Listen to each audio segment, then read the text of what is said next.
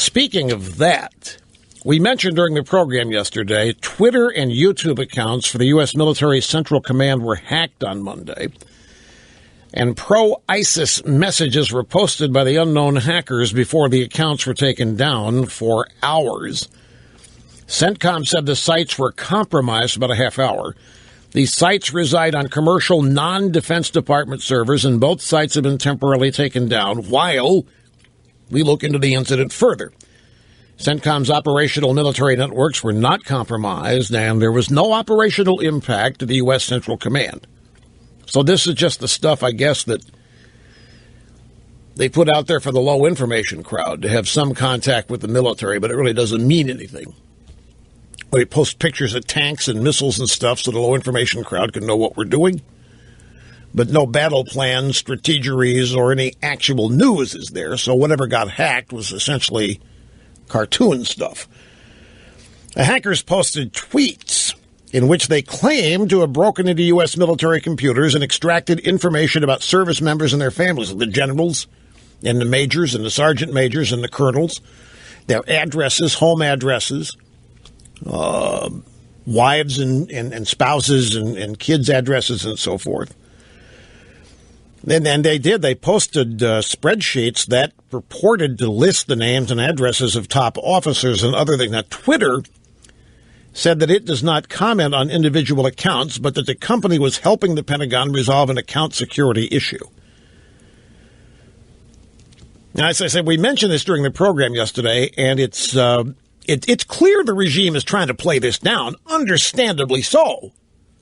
I don't care what it is about CENTCOM, something there got hacked from the articles. This is clearly embarrassing, but not a security threat, one Defense Department official said. The hack came the same afternoon President Obama spoke to the Federal Trade Commission about the importance of corporate cybersecurity.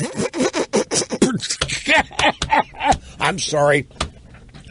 We're not supposed to laugh anymore. This is like the Sony hack. So the minute Obama's out there talking about cybersecurity, some punks are taking out CENTCOM's Twitter account. Okay. Anyway, I don't understand why the drive-bys are so concerned about that, but they are. I noticed it yesterday afternoon watching it on TV. I mean, they were really wringing their hands. They're terribly upset about this. They thought it was a very serious breach. And I don't understand why they're so concerned. I remember when the drive-bys in the media thought it was cute when those hackers at a group called Anonymous hacked the Ferguson Police Department website. Remember that?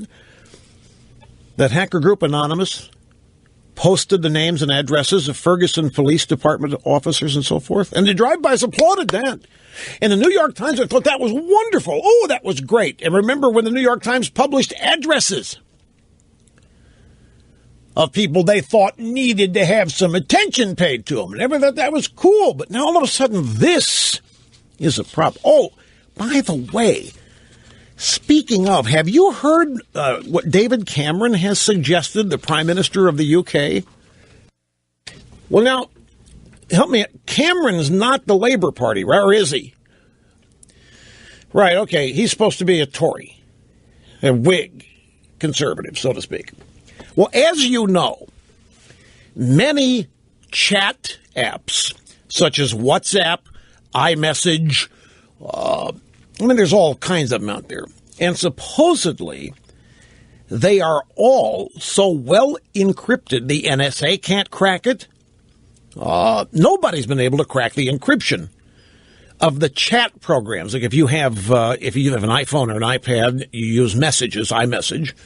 Not SMS. We're not talking about cellular texting. We're talking about actual message apps like WhatsApp and others. David Cameron said that unless the government is given backdoor access to all of these encrypted message services, he's going to outlaw them. He said, are we going to allow a means of communication which it simply isn't possible to read? Meaning governments and law enforcement. Are we going to allow a means of communication which it simply isn't possible to monitor? He said this Monday, Cameron did while campaigning. And again, he talked about WhatsApp, Snapchat, iMessages. He said, my answer to that question is no, we must not. He said these bad guys can get a hold of these programs and they can start chatting all day long, sending photos, messages, text messages, and nobody can decrypt it. I remember years ago, it has to be way back, Jim Kallstrom was still the head of the New York FBI office. And he was worried about all this back then, about computer text messaging, email, all this kind of thing. And the Bureau was going to make a big push for being able to get search warrants and decryption when necessary. And it was going to be controversial, and it was.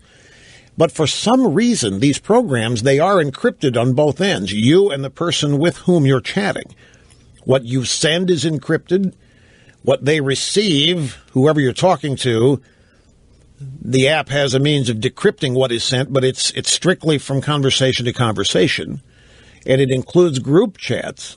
Everything back and forth apparently has such great level encryption that law enforcement hadn't found a way in. And Cameron is telling the manufacturers, like Apple and like the people that own Snapchat and WhatsApp, if you don't give us the decryption key, we're going to make these services illegal. Now, I don't know he can do that just with a wave of his wand, but it looks like too many people watching the way Obama operated.